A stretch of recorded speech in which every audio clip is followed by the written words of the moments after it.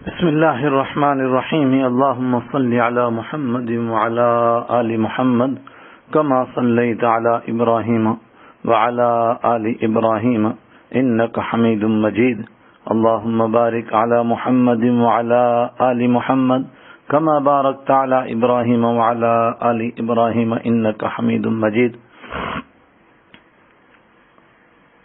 سامعین کرام، آپ حضرات حضرت رحمت عالم صلی اللہ علیہ وسلم کی سیرت مبارکہ سماعت فرما رہے ہیں، اور آج آپ کی 15ویں مجلس ہے. اس مجلس میں شیر خدا حضرت حمزہ رضی اللہ تعالیٰ عنہ اور حضرت عمر فاروق رضی اللہ تعالیٰ عنہ کے ایمان کا تذکرہ ہوگا، اور انشاءاللہ اس کے ساتھ ہی مکہ کے مشرکین کا مسلمانوں کے ساتھ مقاطعہ اور بائیکاٹ کا معاہدہ، اس کا بھی ذکر ہوگا. شیر خدا حضرت حمزہ رضی اللہ تعالیٰ عنہ بھی رحمت عالم صلی اللہ علیہ وسلم کی چوکھٹ پر ایمانی آزمائشوں کی یہی بھٹی گرم تھی کہ ایک دن ابو جہل نے نبی اکرم صلی اللہ علیہ وسلم کو بہت گالیاں دیں، بلکہ ایک روایت میں ہے کہ آپ صلی اللہ علیہ وسلم کو پتھر بھی مارا، جس کی وجہ سے آپ صلی اللہ علیہ وسلم کا سر مبارک زخمی ہو گیا. یہ سب عبداللہ بن جدعان کی باندی نے دیکھ لیا. حضرت حمزہ رضی اللہ تعالیٰ عنہ اس وقت شکار کے لیے گئے ہوئے تھے. آپ رضی اللہ تعالیٰ عنہ بہت باہمت اور بہادر تھے. جس وقت گھر آئے، اس لونڈی نے آتے ہی کہا، کیا آپ کو معلوم ہوا؟ حضرت حمزہ رضی اللہ عنہ نے فرمایا، کس کے بارے میں؟ اس نے کہا، آج ابو جہل نے آپ کے بھتیجے کو ایسی ایسی گالیاں دیں، اور دوسروں نے بھی ان کا مذاق بنایا، کسی نے ان کی مدد نہ کی. اس پر حضرت حمزہ سخت غیرت میں آ گئے. حضرت حمزہ رضی اللہ تعالیٰ عنہ نبی کریم صلی اللہ علیہ وسلم سے بس 2-3 سال ہی بڑے تھے. اس وجہ سے نبی اکرم صلی اللہ علیہ وسلم سے بہت گہری دوستی بھی تھی. فوراً اپنی تلوار، کمان اور ترکش لے کر حرم پاک میں پہنچ گئے. ابو جہل دوستوں کے ساتھ مجمع لگا کر بیٹھا ہوا تھا. سیدھے اس کے سر کے پاس جا کر کھڑے ہو گئے اور کہنے لگے، کمینے، تو میرے بھتیجے کو ایسا ایسا کہہ رہا تھا، تو خود کو کیا سمجھتا ہے؟ سن اور غور سے سن، میں نے ایمان قبول کر لیا ہے، جو تیرے بس میں ہے وہ کر لے. یہ کہتے ہی اپنی کمان سیدھی اس کے سر پر مار دی. اس کے سر میں سے گندا خون پھوٹ پڑا. لوگوں نے کچھ شور و شرابہ شروع کیا، لیکن ابو جہل ماحول کو تاڑ گیا. اس نے سوچا، ایسے تو مسلمانوں کے حمایتیوں میں اضافہ ہو سکتا ہے. اس نے کہا، کوئی بات نہیں، حمزہ میرا بھائی ہے، اس وقت یہ غصے میں ہے، اسے کچھ نہ کہو. حضرت حمزہ رضی اللہ تعالیٰ عنہ سیدھے ارقم بن ابی الارقم رضی اللہ تعالیٰ عنہ کے گھر پہنچے.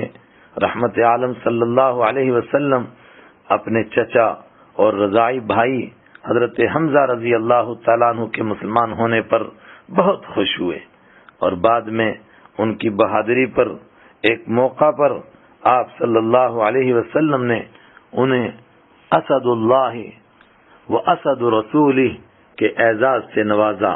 یعنی حمزہ اللہ تعالی اور اللہ کے رسول صلی اللہ علیہ وسلم کے شیر ہیں. خطاب کے بیٹے حضرت عمر رضی اللہ تعالیٰ عنہ بھی رحمتوں کے سائے میں. حضرت حمزہ رضی اللہ تعالیٰ عنہ کے مسلمان ہونے پر مکہ میں کوہرام مچ گیا. بنی ہاشم میں حضرت حمزہ رضی اللہ عنہ جیسا کوئی بہادر نہ تھا. ابو لہب بھی کسی کونے میں چھپ کر بیٹھ گیا. اب کیا ہوگا؟ دوسرے قبیلے بھی کہنے لگے، سنو سنو، اب کسی مسلمان پر سوچ کر ہی ہاتھ اٹھانا. اب وہ اکیلے نہیں، ان کے ساتھ حمزہ جیسے پہلوان بھی ہیں. ابو جہل، عتبہ، شیبہ، ولید جیسے بڑے بڑے سردار بھی ان حالات سے سہم گئے. ان کو احساس ہو گیا کہ ایسے موقع پر تو خاندان کا آپسی تعلق اور آپسی بندھن بھی ٹوٹ سکتا ہے. اس لیے انہوں نے پھر خاندان کی پنچایت بٹھائی. بڑے بڑے سرداروں نے جوشیلی تقریریں کی. یہاں تک کہ کچھ نے تو جوش میں یہ بھی کہہ دیا کہ جب تک ان کو یعنی محمد صلی اللہ علیہ وسلم کو قتل نہیں کر دیا جاتا تب تک یہ فتنہ ایسا ہی رہے گا. اس لیے کوئی ایسا نوجوان چاہیے جو ان کا کام ہی تمام کر دے، تب ہی بات بنے گی. اس پر نوجوانوں کو جوش تو آیا، مگر اس میدان کو مارے کون؟ اس وقت خطاب کے بیٹے عمر کھڑے ہوئے کہ میں یہ کام کروں گا. پھر کیا تھا، ہر طرف سے تالیوں کی گونج اٹھی. بے شک بے شک آپ ہی یہ کام کر سکتے ہیں. ابو جہل جیسو نے اور تھپکی دی ہوگی. ادھر اللہ تعالیٰ کی شان اور اس کی قدرت دیکھیں. گزشتہ رات ہی اللہ کے نبی حضرت محمد عربی صلی اللہ علیہ وسلم اپنے مالک کے سامنے دامن پھیلا کر، ہاتھ اٹھا کر، آنسو بہا کر اپنے مالک سے یہ دعا مانگ رہے تھے، اے پیارے اللہ، مکہ میں دو شخص ہیں، ایک خطاب کا بیٹا عمر اور دوسرا ہشام کا بیٹا ابو الحکم یعنی ابو جہل. تو ان دونوں میں سے کسی ایک کو اپنے کرم سے ایمان نصیب فرما کر اسلام اور مسلمانوں کا معاملہ مضبوط فرما دے. ایک روایت میں ہے کہ اس کے بعد خاص حضرت عمر رضی اللہ عنہ کے لیے بھی دعا فرمائی. دلائل النبوہ جلد 2 صفحہ 216. اس دعا پر صحابہ کرام حیران و پریشان تھے. جو قتل کی بات کرتے ہیں ان کو ہدایت ہوگی کیا؟ ادھر حضرت عمر رضی اللہ تعالیٰ عنہ کا دل اندر سے ٹوٹ چکا تھا، کیونکہ وہ صاف دل انسان تھے. ان کو معلوم نہیں ہو رہا تھا کہ دین کیا ہے اور حق کیا ہے، اور مجھے ایسے وقت میں کرنا کیا چاہیے. وہ خود فرماتے ہیں، ایمان سے کچھ پہلے ایک رات میرے دل میں آیا، رات آدھی سے زیادہ گزر گئی ہے، محمد صلی اللہ علیہ وسلم اس وقت خانہ کعبہ کے پاس عبادت کر رہے ہوں گے، ذرا چل کر دیکھتا تو ہوں آخر یہ کیا پڑھ رہے ہیں. تنہائی میں گہرے طریقے سے اس پر غور کرنے کے لیے میں چپکے خانہ کعبہ کے پاس گیا. پھر خانہ کعبہ کی دیواروں اور پردے کے بیچ میں اپنے آپ کو چھپا لیا تاکہ مجھے نبی اکرم صلی اللہ علیہ وسلم دیکھ نہ سکیں. وہ آرام سے پڑھتے رہیں اور میں اس پر غور کروں. پھر کیا ہوا، تھوڑی دیر بعد رحمت عالم صلی اللہ علیہ وسلم تشریف لائے، نماز شروع فرما دی. آپ صلی اللہ علیہ وسلم نے سورۃ الحاقہ پڑھنی شروع فرمائی تو میں قرآن پاک کی گہرائی میں غوطہ لگانے لگ گیا. مجھے ایسا لگ رہا تھا جیسے میں زمین سے اٹھا لیا گیا ہوں. یہاں تک کہ میرے دل میں خیال آیا کہ یہ شاعر تو نہیں ہے لیکن عجیب شاعری ہے. تو آپ صلی اللہ علیہ وسلم نے دوسرے رکوع کی آیت وما هو بقول شاعر پڑھی، جس کا ترجمہ یہ تھا یہ کسی شاعر کا کلام نہیں ہے. میں حیران ہو گیا، خدایا میں نے دل میں سوچا تھا کہ یہ کلام شاعری ہے، یہ جواب دیتے ہیں یہ کسی شاعر کا کلام نہیں، یہ کیا ہے آخر؟ پھر کاہن تو نہیں ہیں، ان کو میری بات کیسے معلوم ہو گئی؟ آپ صلی اللہ علیہ وسلم نے اگلی آیت تلاوت فرمائی ولا بقول کاہن، یہ کسی کاہن کا کلام نہیں ہے. تو میں چپ ہو گیا، آخر راز کیا ہے؟ بس میرا دل تو اسی وقت ٹوٹ گیا تھا. سیرت نبوی الذہبی 102 صفحہ. پھر قتل کا ارادہ کر کے جس وقت میں ہاتھ میں تلوار لے کر گھر سے نکل گیا اور کچھ دور جا کر میری ملاقات راستے میں حضرت نعیم بن عبداللہ رضی اللہ عنہ سے ہوئی. انہوں نے پوچھا، عمر آج بہت غصے میں ہو، کیا بات ہے؟ میں نے کہا آج فیصلہ کر لیا ہے، یہ جن کی وجہ سے گھر گھر میں لڑائی جھگڑا لگا ہوا ہے ان کا کام تمام کرنا ہے.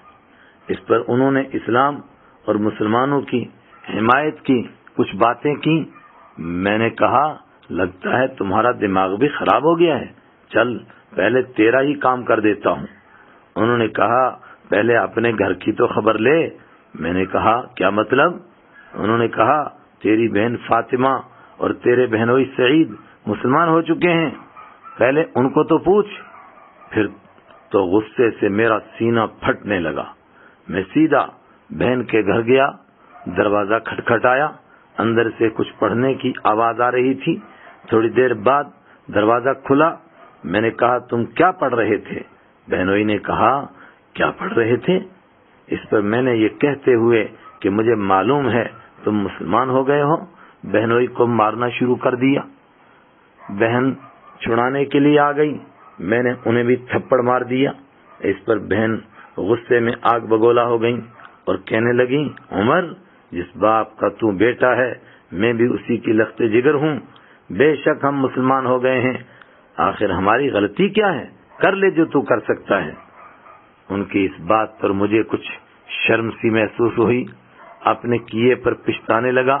میں نے کہا اچھا دکھاؤ آپ لوگ کیا پڑھ رہے تھے؟ بہن نے کہا آپ شرک کی گندگی کی وجہ سے ناپاک ہو، پہلے نہا کر آؤ پھر رب کا کلام ہاتھ میں لو۔ میں نہا کر آیا، تبھی ایک بزرگ صحابی حضرت خباب رضی اللہ تعالیٰ عنہ اٹھے جو ان کو قرآن کریم پڑھا رہے تھے اور میری آواز سن کر کہیں چھپ گئے تھے۔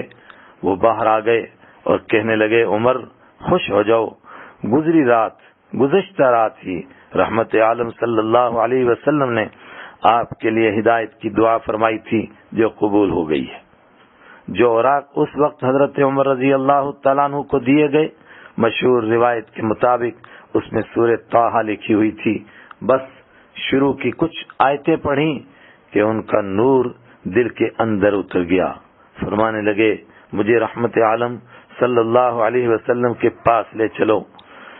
دار ارقم پہنچے، دروازے کی دراڑ میں سے کسی نے باہر دیکھا اور کہا عمر آ رہے ہیں۔ کچھ ڈر اور خوف ہوا کہ پتہ نہیں اللہ خیر کرے کیوں آئے ہیں۔ اتنے میں شیر خدا حضرت حمزہ رضی اللہ تعالیٰ عنہ بولے، آنے دیجئے، اگر اچھی نیت ہوگی تو سبحان اللہ، اور اگر بری نیت ہے تو ان کی تلوار سے ہی ان کا کام تمام کر دوں گا۔ دروازہ کھولا گیا، اندر تشریف لائے۔ حضرت رحمت عالم صلی اللہ علیہ وسلم نے اٹھ کر استقبال فرمایا، مبارکباد دی اور ایمان نصیب ہو گیا۔ ابن ہشام جلد 1 صفحہ 260۔ حضرت عمر رضی اللہ تعالیٰ عنہ کی غیرت رنگ لائی۔ ویسے تو اس وقت ایک بڑی تعداد مسلمان ہو چکی تھی، لیکن رحمت عالم صلی اللہ علیہ وسلم حضرت عمر رضی اللہ عنہ کو اللہ تعالیٰ سے کیوں مانگ رہے تھے، اس کا پتہ ان کے ایمان لانے کے بعد چلا۔ اب تک چاہے کتنے بھی مسلمان تھے، لیکن وہ چھپ چھپ کر اپنے مالک کی عبادت کرتے تھے۔ حضرت عمر رضی اللہ عنہ ایمان لائے۔ پہلا دن تو جیسے بھی گزر گیا۔ دوسرے دن صبح ہوتے ہی مکہ کے ایک شخص جمیل بن معمر کے پاس گئے، جس کو کبھی کوئی بات ہضم نہیں ہوتی تھی۔ اس سے فرمانے لگے، تجھے کچھ پتہ بھی ہے؟ اس نے کہا کیا؟ آپ نے فرمایا خطاب کا بیٹا عمر مسلمان ہو گیا ہے۔ یہ سن کر اس پر تو جیسے بجلی سی گر گئی، ٹکٹکی باندھ کر ان کے چہرے کی طرف دیکھنے لگ گیا۔ پھر اس نے وہ چادر اپنے کندھے پر ڈالی جس پر وہ بیٹھا ہوا تھا اور چل پڑا۔ گلی گلی، محلہ محلہ، ایک ایک شخص سے ملاقات کرتا اور کہتا، بھائیو سنو، خطاب کا بیٹا عمر بے دین ہو گیا ہے۔ اس کے پیچھے پیچھے حضرت عمر رضی اللہ تعالیٰ عنہ بھی چلتے ہیں اور کہتے ہیں، لوگوں سنو، یہ جھوٹ بولتا ہے، خطاب کا بیٹا عمر سچا دین قبول کر کے مسلمان ہو چکا ہے۔ اس طرح وہ دونوں چلتے چلتے حرم پاک میں پہنچ گئے، جہاں قریشی سردار کل کی بات پر تبصرہ کر رہے تھے کہ کیا ہوا، کوئی نئی خبر نہیں آئی۔ یہاں لوگوں کو جیسے ہی خبر ملی تو وہ حضرت عمر رضی اللہ تعالیٰ عنہ پر ٹوٹ پڑے۔ حضرت عمر رضی اللہ تعالیٰ عنہ بھی عمر تھے، ڈٹ کر مقابلہ کیا، یہاں تک کہ لوگ خود ہی تھک ہار کر بیٹھ گئے۔ پھر عاص بن وائل سہمی نے ان کو اپنی پناہ میں لے لیا، جس کی وجہ سے سارے مشرک چپ ہو گئے۔ پھر رحمت عالم صلی اللہ علیہ وسلم کی دربار میں پہنچے، عرض کیا، حضرت ہمارا دین سچا ہے، پھر ہم چھپ کر کیوں بیٹھے ہیں؟ چلو حرم میں چل کر نماز پڑھیں گے۔ حضرت حمزہ رضی اللہ تعالیٰ عنہ سے بھی فرمایا، حمزہ اٹھو، 2 صفیں بناتے ہیں، ایک کے آگے آپ چلو، دوسری کے آگے میں چلوں گا، بیچ میں رحمت عالم صلی اللہ علیہ وسلم ہوں گے۔ پھر دیکھ لیں گے کون ہمارا مقابلہ کرتا ہے۔ خدا کا کرنا ایسا ہوا کہ حرم پاک پہنچ گئے، کسی کو مقابلہ کرنے کی ہمت ہی نہ ہوئی، اور پہلی بار سب مسلمانوں نے حرم پاک میں ایک ساتھ مل کر نماز پڑھی۔ ابن ہشام جلد 1 صفحہ 263۔ پھر کیا تھا، مکہ مکرمہ میں شور مچ گیا، ایک زلزلہ آ گیا، جہاں دیکھو بس ایک ہی بات چل رہی ہے کہ مسلمان تو اب کھلے میدان میں آ گئے ہیں، اب لات، عزا، حبل اور منات کا کیا ہوگا؟ مشرک غصے سے پاگل ہو گئے، جس کی وجہ سے کمزور مسلمانوں کی شامت آ گئی۔ ان پاگلوں کو جہاں کوئی کمزور مسلمان ملتا وہیں اس پر ٹوٹ پڑتے، بلکہ وہ مسلمان جن کو ان کے خاندان کنبا وغیرہ کی پناہ تھی، ایسے بھی واقعات پیش آئے کہ ان کے خاندان کو ساتھ لے کر ان پر بھی ظلم و ستم کے پہاڑ توڑے گئے۔ مثلا حضرت ابوبکر صدیق رضی اللہ تعالیٰ عنہ بھی ان حالات سے مجبور ہوئے اور ہجرت کرنی پڑ گئی۔ حضرت ابوبکر صدیق رضی اللہ تعالیٰ عنہ بے شک بڑے گھر کے اور مضبوط خاندان سے تعلق رکھنے والے تھے، مکہ میں ان کے اونچے اخلاق کی وجہ سے ان کی عزت بھی بہت تھی، لیکن جیسا کہ پہلے بیان ہوا کہ مشرکین کے ظلم سے وہ بھی بچے ہوئے نہیں تھے۔ ایسے حالات میں انہوں نے بھی مکہ سے حبشہ کی طرف ہجرت کرنے کا فیصلہ فرما لیا، لیکن سمندری مشہور راستے کے بجائے انہوں نے یمن والے راستے کا انتخاب کیا۔ مکہ سے چل کر وہ کوئی 5 دن کی مسافت طے کرتے ہوئے یمن کے علاقہ برق الغماد تک پہنچ گئے۔ یہاں ان کی ملاقات قبیلہ قارہ کے سردار ابن دغنہ سے ہو گئی۔ اس نے پوچھا کہاں کا ارادہ ہے؟ فرمایا تیری قوم قریش نے مکہ چھوڑنے پر مجبور کر دیا ہے، اب جا رہا ہوں، جہاں اپنے مالک کی آزادی سے عبادت کر سکوں گا وہیں جاؤں گا۔ اس نے کہا افسوس کی بات ہے، آپ جیسا آدمی مکہ سے چلا جائے پھر پیچھے کیا رہ جائے گا؟ آپ نہ تو خود جا سکتے ہیں اور نہ مکہ سے نکالے جا سکتے ہیں، آپ واپس چلیے، میں آپ کو اپنی پناہ میں لے لوں گا۔ یہ کہہ کر اس نے واپس کر لیا۔ مکہ پہنچ کر اس نے قریشی سرداروں سے ملاقات کی، انہیں غیرت دلائی کہ ابو بکر جیسا شخص مکہ سے جا رہا ہے۔ پھر خانہ کعبہ کا طواف کیا۔ طواف کے بعد مکہ کے چودھریوں اور سرداروں سے کہا تمہیں کیا ہو گیا ہے؟ ابو بکر جیسا آدمی نہ تو خود نکل سکتا ہے اور نہ انہیں نکالا جا سکتا ہے، تم ایسے شخص کو مکہ سے نکالتے ہو جو کمزوروں کی مدد کرتے ہیں، جو رشتہ داریوں کو جوڑ کر رکھتے ہیں، جو دوسروں کا بوجھ اٹھاتے ہیں، جو مہمانوں کی مہمان نوازی کرتے ہیں، جو حقیقی مصیبتوں اور پریشانیوں میں لوگوں کے کام آتے ہیں۔ سنو، میں نے انہیں پناہ دے دی ہے، اب کوئی انہیں ہاتھ بھی نہیں لگا سکتا۔ قریشی سرداروں نے کہا ہمیں آپ کی پناہ منظور ہے، لیکن ہماری بھی ایک شرط ہے، وہ یہ کہ یہ جس طرح چاہیں اور جو چاہیں اپنے گھر میں کریں، لیکن قرآن زور زور سے نہ پڑھیں، نہ باہر نماز پڑھیں، اس سے ہمیں تکلیف ہوتی ہے اور ہمیں ڈر ہے کہ کہیں ان کا قرآن سن کر ہمارے بچے اور ہماری عورتیں بگڑ نہ جائیں، یعنی دین اسلام نہ قبول کر لیں۔ ابن دغنہ نے یہ بات حضرت ابوبکر صدیق رضی اللہ تعالیٰ عنہ کو بتائی اور واپس اپنے وطن لوٹ گیا۔ حضرت ابوبکر صدیق رضی اللہ عنہ نے کچھ دن تک گھر کے اندر نماز پڑھی، پھر گھر کے صحن میں عبادت کے لیے ایک چبوترا بنا لیا، اس پر نماز پڑھنے لگے اور قرآن کریم کی تلاوت کرنے لگے۔ حضرت ابوبکر صدیق رضی اللہ تعالی عنہ بہت نرم دل تھے، قرآن پاک کا جو اثر دل پر ہوتا وہ آنکھوں سے آنسوؤں کی لڑیوں کی صورت میں باہر آ جاتا، اس کو دیکھ کر پتھر دل بھی موم ہو جاتے تھے۔ کچھ دنوں کے بعد لوگوں کو ان کے قرآن پاک پڑھنے کا انتظار ہونے لگ گیا۔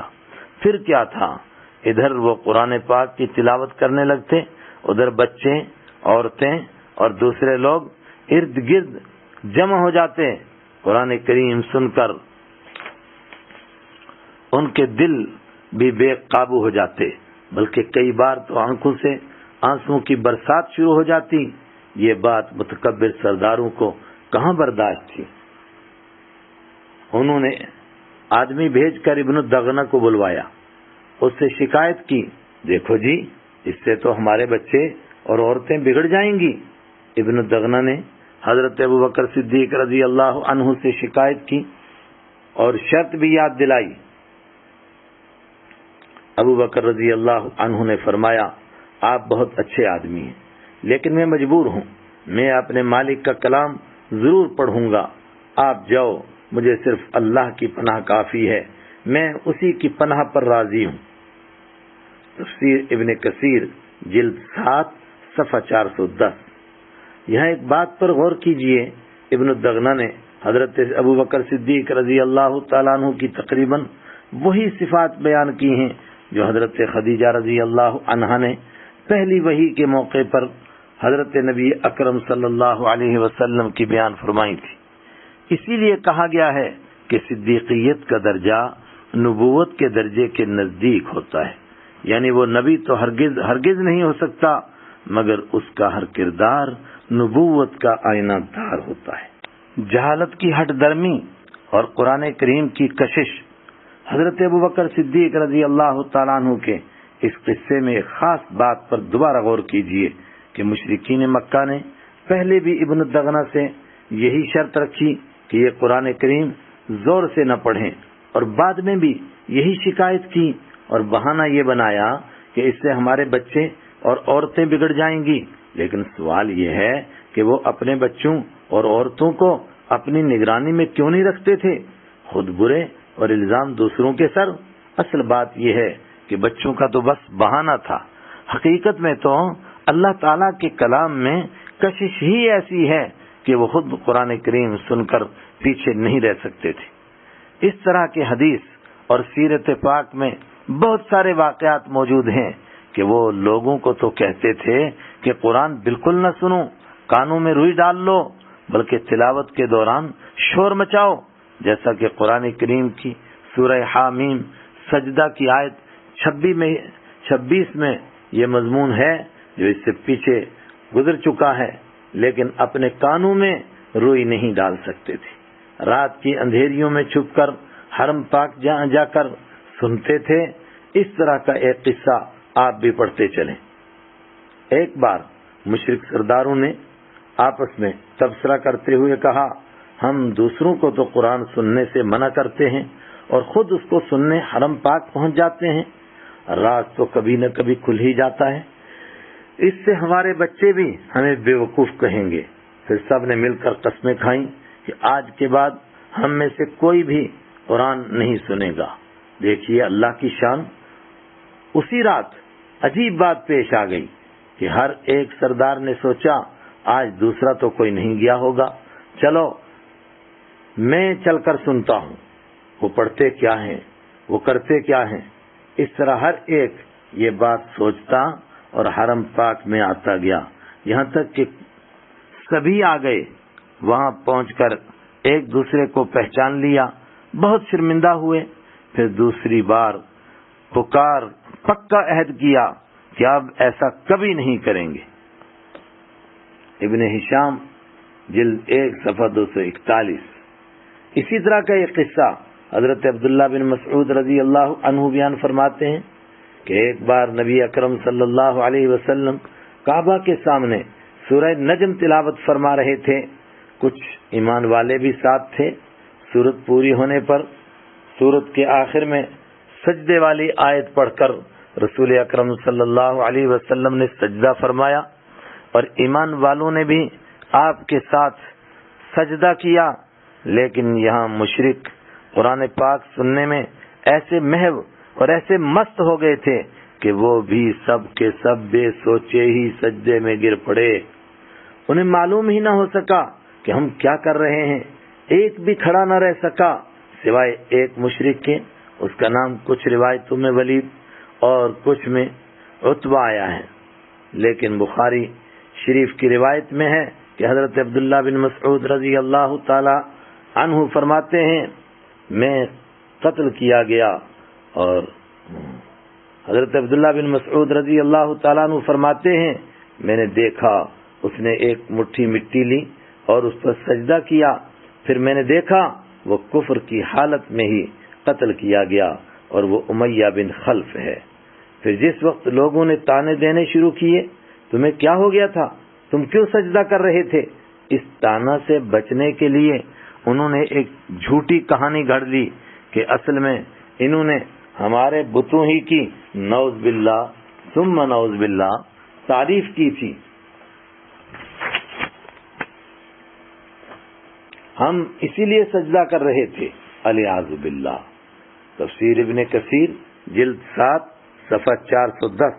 کچھ روایتوں میں ہے کہ مشرکین کے یہ سجدہ کرنے والی بات ہی حبشہ میں ایسی پہنچی کہ سارے کافر مسلمان ہو گئے ہیں۔ اسی پر حبشہ والے صحابہ کرام حبشہ سے واپسی کا ارادہ فرما کر پھر مکہ مکرمہ واپس پہنچ گئے تھے، لیکن مکہ مکرمہ پہنچ کر معلوم ہوا کہ خبر جھوٹی تھی۔ بنی ہاشم کا گھرانہ اور شیب ابی طالب کی ناکہ بندی، یہ بھی ایک دردناک داستان ہے۔ قریشی سرداروں سے اسلام اور مسلمانوں کے خلاف جو کچھ ہو سکتا تھا انہوں نے کیا، لیکن وہ اپنے مشن میں بری طرح ناکام ہو رہے تھے۔ ان کی مار پیٹ کی وجہ سے کسی ایک نے بھی دین اسلام نہیں چھوڑا، بلکہ ہر روز مسلمان بڑھتے ہی جا رہے تھے۔ حضرت حمزہ اور حضرت عمر رضی اللہ عنہما کے بعد سے حرم پاک میں اعلانیہ نماز بھی ہونے لگ گئی تھی۔ ان کے مسلمان ہوتے ہی حرم پاک میں جو پہلی نماز ہوئی پھر اعلانیہ نماز ہونے لگ گئی۔ حبشہ میں بھی مسلمان بالکل آرام سے رہنے لگ گئے تھے۔ ان کے 2 آدمی وہاں سے بھی ناکام واپس لوٹ آئے تھے۔ یہ سب حالات دیکھ کر قریشی سرداروں نے ایک بہت ہی سخت قدم اٹھایا۔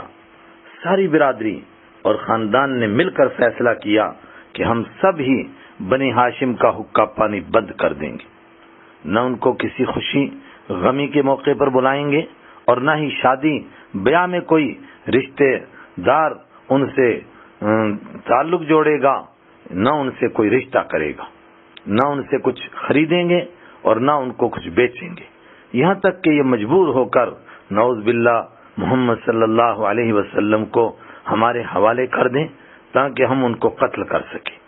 اس فیصلے پر ایک عہد نامہ لکھ کر خانہ کعبہ کے اندر لٹکا دیا گیا۔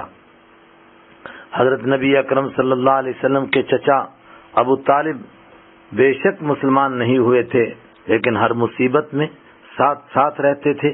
انہوں نے سارے خاندان ہاشمی کو جمع کیا، سب ایک ہو گئے سوائے ابو لہب کے۔ بنی ہاشم میں سے اور کوئی باہر نہیں رہا۔ پھر ابو طالب سارے خاندان کو لے کر شیب ابی طالب نام کی ایک وادی، ایک گھاٹی میں چلے گئے جو صفا مروہ سے پیچھے تھی۔ یہ عہد نامہ محرم کے مہینے میں نبوت سے 7ویں سال یعنی محرم الحرام سن 7 نبوی میں لکھا گیا تھا۔ اس کے بعد 10 نبوی تک یعنی پورے 3 سال بنی ہاشم کا سارا خاندان اور دوسرے مسلمان بھی اسی وادی اور درے میں ایک طرح سے قید ہو کر رہے۔ اپنے پاس جو کچھ بھی تھا وہ بہت جلد ہی ختم ہو گیا تھا۔ اس کے بعد نہ کوئی کچھ لیتا نہ دیتا۔ باہر سے اگر کوئی قافلہ غلہ بیچنے والا آتا تو ابو لہب گھوم گھوم کر ہر جگہ اعلان کرتا کہ مسلمانوں کو کچھ نہیں بیچنا، اور اگر بیچنا ہی چاہتے ہو تو دوگنی قیمت لگا کر بیچو، اس سے اگر کسی کو کچھ نقصان ہوگا تو میں اس کے باہر جانے کا ذمہ دار ہوں۔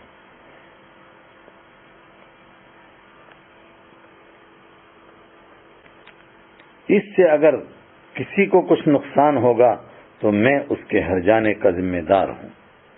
سیرت نبوی الذہبی 140 صفحہ۔ اس سے سخت قحط کا سما پیدا ہو گیا۔ حضرت سعد بن ابی وقاص رضی اللہ تعالیٰ عنہ ایک دن کا اپنا قصہ بیان فرماتے ہیں کہ سخت بھوک اور پریشانی میں ایک بار میں رات قضائے حاجت کے لیے باہر نکلا۔ میرے پاؤں کے نیچے اونٹ کے چمڑے کا ایک ٹکڑا سا آیا۔ اللہ ہی جانے کب کا پڑا ہوا تھا، میں نے پانی سے دھویا، پھر آگ میں پکایا، پھر اس کو پیس کر آٹا بنا لیا اور 3 دن تک اس کو پانی سے کھا کر کے گزارا کیا۔ اللہ اکبر۔ بچے بھوک کی وجہ سے جب روتے اور تڑپتے تھے تو مشرک ان کی آواز سن کر قہقہے لگاتے تھے کہ اب ان کو مسلمان ہونے کا مزہ آئے گا۔ لیکن کچھ لوگوں کو ترس بھی آتا تھا، خاص کر جن کے رشتہ دار مسلمانوں میں موجود تھے، وہ رشتہ داروں کے لیے کچھ بھیج دیا کرتے تھے۔ اس طرح کا ایک واقعہ ہے کہ ایک دن حکیم بن حزام اپنی پھوپھی یعنی حضرت خدیجہ رضی اللہ تعالی عنہا کے لیے کچھ غلہ اور دوسرا سامان لے کر جا رہا تھا کہ اچانک راستے میں ابو جہل ملعون مل گیا۔ اس نے کہا، اچھا تم بنی ہاشم کے لیے غلہ لے کر جا رہے ہو؟ میں تمہیں بالکل نہیں لے جانے دوں گا، بلکہ مجمع میں تمہیں ذلیل کروں گا۔ اللہ تعالیٰ کا کرنا ایسا ہوا کہ کہیں سے ابو البختری نام کا ایک اور سردار آ گیا۔ اس نے ساری بات سنی، پھر ابو جہل سے کہا، کوئی آدمی اپنی پھوپھی کے لیے کچھ لے جانا چاہتا ہے تو اس کو روکتا ہے؟ اس پر ابو جہل کو غصہ آ گیا، بات بڑھ گئی۔ ابو البختری نے اونٹ کی ایک ہڈی اٹھا کر اس کے سر میں دے ماری، جس سے وہ زخمی ہو گیا۔ ادھر حضرت حمزہ رضی اللہ تعالی عنہ شیب ابی طالب سے یہ سب منظر دیکھ رہے تھے۔ ابو جہل اس پر بہت شرمندہ ہوا کہ دشمنوں کو پتہ لگ گیا ہے۔ اسی طرح کی تکلیفوں کو دیکھ کر کچھ لوگوں نے یہ معاہدہ توڑنے کی کوشش کی، لیکن قومی ایکتا اور جوڑ ایسا تھا کہ اس کی مخالفت کوئی آسان بات نہ تھی۔ ایک دن ہشام بن عمرو کو یہ خیال آیا کہ ہم پیٹ بھر بھر کر کھاتے ہیں اور ہمارے رشتہ دار دانے دانے کے لیے ترس رہے ہیں، کہیں سے ایک اونٹ غلہ لے کر شیب ابی طالب پہنچایا۔ ایک اور دن ہشام ابن عمرو اور زہیر بن امیہ دونوں کی ملاقات ہو گئی۔ زہیر عبد المطلب کا نواسا لگتا تھا۔ اس نے کہا، افسوس ہے تم تو اپنے گھروں میں کھاؤ پیو اور تمہارے ماموں کے بیٹے شیب ابی طالب میں بھوکے پیاسے رہیں۔ زہیر نے کہا، میں بہت دکھی اور بہت پریشان ہوں، لیکن اکیلا ہوں، کیا کروں؟ افسوس کبھی ایک شخص بھی میرا حمایتی ہوتا۔ ہشام وہاں سے اٹھا، اس نے مطعم بن عدی، پھر ابو البختری اور زمع بن اسود کو اپنا ہم خیال بنایا۔ اس طرح یہ 5 شخص ہو گئے۔ پھر انہوں نے ایک جگہ بیٹھ کر مشورہ کیا۔ زہیر نے کہا، کل جس وقت سارا مجمع جمع ہوگا اس وقت پہلے میں بات شروع کروں گا، پھر تم میری حمایت کرنا۔ دوسرے دن جس وقت حرم پاک میں سارے سردار جمع ہو گئے، زہیر بن امیہ نے کہا، بھائیو، کیوں آپ کو یہ بات اچھی لگتی ہے کہ آپ گھروں میں آرام سے رہیں، کھائیں پیئیں اور بنی ہاشم لقمے لقمے کے لیے تڑپیں؟ یہ کتنا بڑا ظلم ہے۔ خدا کی قسم، جب تک یہ ظالمانہ عہد نامہ پھاڑا نہ جائے گا اور یہ ظالم معاہدہ ختم نہیں کیا جائے گا، میں چپ نہیں بیٹھوں گا۔ ابو جہل فوراً بولا، یہ کبھی ختم نہیں ہو سکتا۔ اس پر زمع بن اسود نے کہا، ضرور پھاڑا جائے گا۔ پھر ابو البختری اور پھر مطعم بن عدی اور پھر ہشام، سب نے یہی بات کہی۔ ابو جہل مجلس کا یہ رنگ دیکھ کر حیران ہو گیا اور کہنے لگا، مجھے تو یہ رات کا کیا ہوا مشورہ لگتا ہے۔ اسی تو میں کے دوران یہ مجلس اٹھ گئی۔ یہاں مکہ میں یہ شور مچا ہوا تھا۔ وہاں رسول رحمت صلی اللہ علیہ وسلم نے اپنے چچا ابو طالب کو وحی کے ذریعے خبر دی، یعنی حضرت رحمت عالم صلی اللہ علیہ وسلم کو وحی کے ذریعے جو خبر آئی تھی، اس کے مطابق آپ صلی اللہ علیہ وسلم نے چچا ابو طالب کو خبر دی کہ معاہدے کے کاغذ سے تحریر و لکھائی کو دیمک صاف کر چکی ہے۔ اس میں اللہ تعالیٰ کے نام کے علاوہ کچھ بھی باقی نہیں بچا ہے، بس جو شروع میں اللہ کا نام بسمک اللہم تھا وہ باقی ہے اور کچھ بھی نہیں۔ ابو طالب نے یہ خبر قریشی سرداروں کو دی، ساتھ ہی کہا میرے بھتیجے نے نہ کبھی جھوٹ بولا اور نہ ہی کبھی اس کی کوئی بات جھوٹی ثابت ہوئی، آؤ اسی پر فیصلہ کر لیتے ہیں، اگر وہ معاہدہ ہی ختم ہو گیا ہے تب تم بھی ظلم سے باز آؤ، اور خدا نہ کرے اگر یہ خبر جھوٹی ہے تو پھر میں خود اپنے بھتیجے کو تمہارے حوالے کر دوں گا، پھر جو مرضی وہ کر لینا۔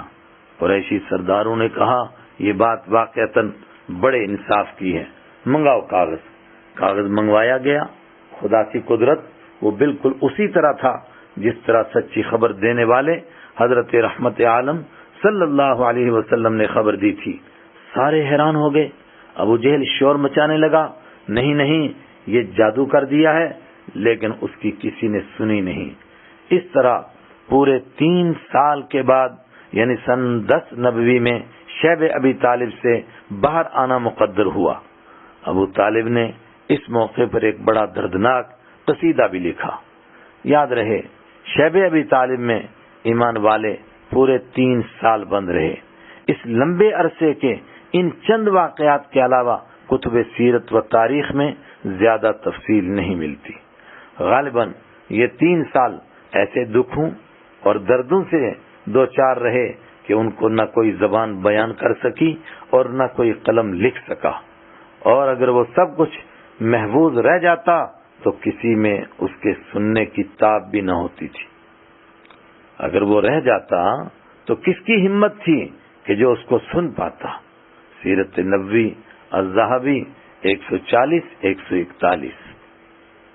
اس مبارک میں مجلس کی آج یہیں پر کاروائی ختم کرتے ہیں اور اللہ سے دعا کرتے ہیں اللہ تعالیٰ اس مجلس کو قبول فرمائے اور ہم سب کو اس سے بھرپور فائدہ اٹھانے کی توفیق عطا فرمائے۔